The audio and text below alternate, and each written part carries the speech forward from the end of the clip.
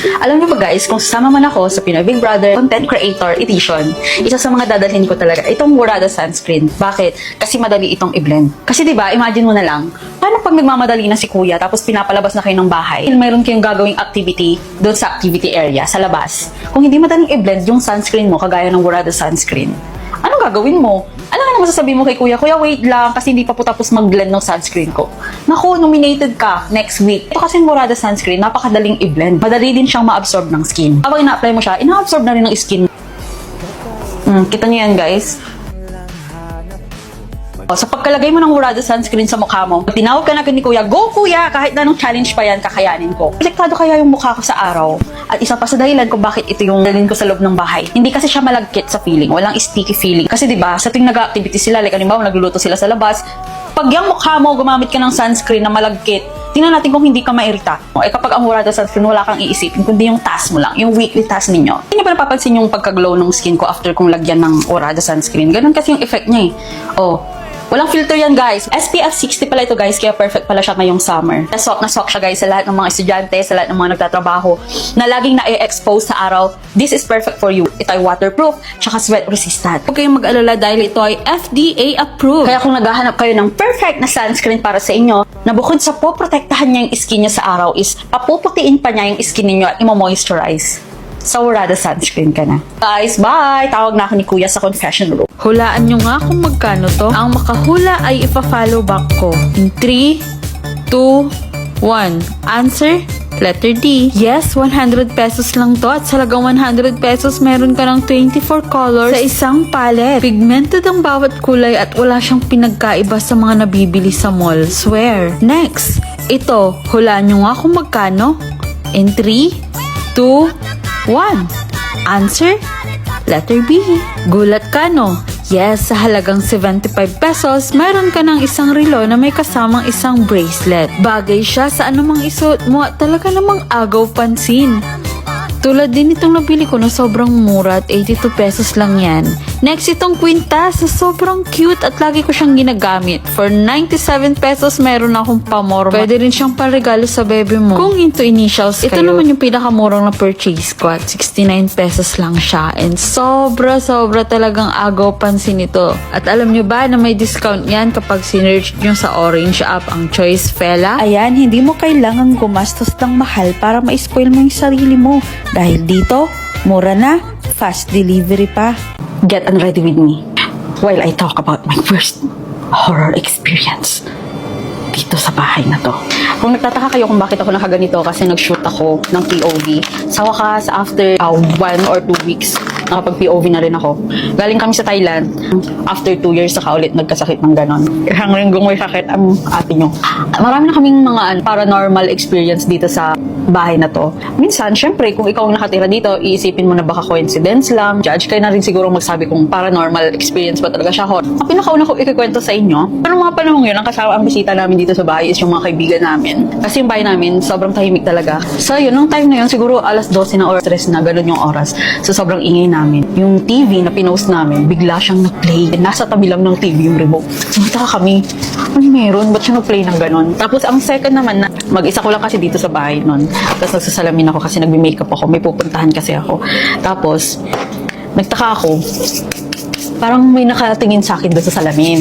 Parang weird lang. Basta weird lang nung time na yun. Weird yung salamin. Parang every time na tinitingnan ko yung sarili ko. Or every time na tumitingin ako sa ibang part, ganun.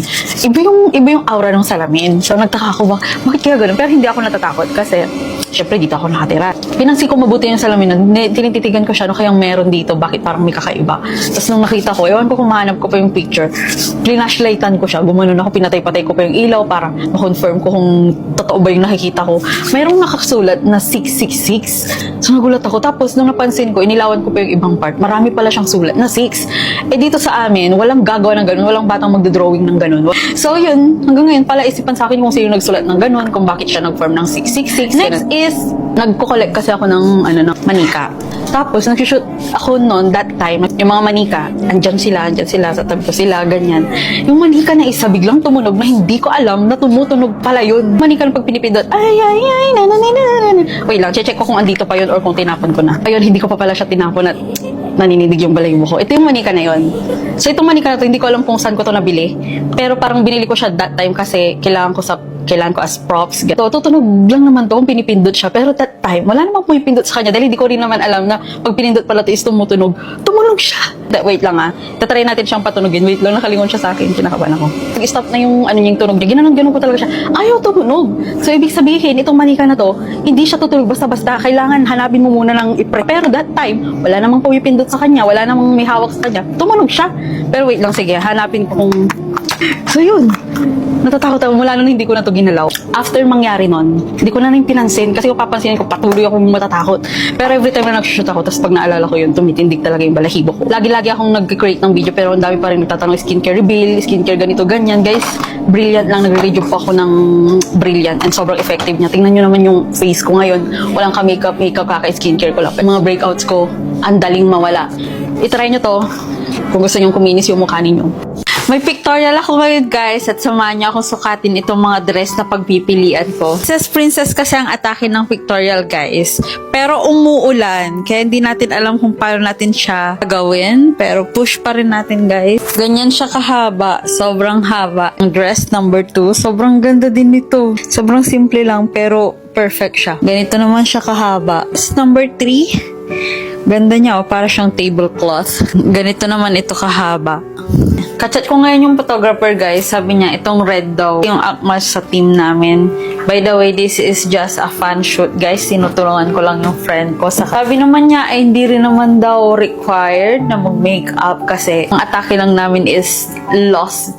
Parang nawawalang prinsesa sa kagubatan. Ganon. Magsa-sunscreen lang ako. Sabi kasi niya, red lipstick will do. Tinted sunscreen ng Hikari. Pag ito kasi yung gamit ko guys, para na rin kasi ako naka-foundation. Last stock ko na pala to. So, kailangan kong bumili. Kailangan kong mag-check out. Tingnan nyo guys kung paano nito natatakpan yung mga dark spot ko. Walang ka-makeup. Yan guys. Kita nyo yung mga dark spot dyan. So, kung ito yung ginagamit ko pag umaalis. Kasi para na rin ako naka-foundation. Para na rin ako naka-BB cream. No? Oh, di ba?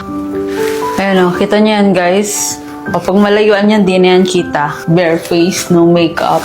Mabilis lang din na ito ma-absorb ng skin. Oh, ayan o, kita nyo ba? The power of Hikari sunscreen. Konti lang yung nilagay ko pero na-cover niya yung dark spot ko. Ayan o. Oh. Yan pa o. Wala kayong makikitang dark spot dyan. Para na rin talaga ako naka-foundation. Oh my gosh. Magpa-practice tayo ng posing natin. Pictorial na kami.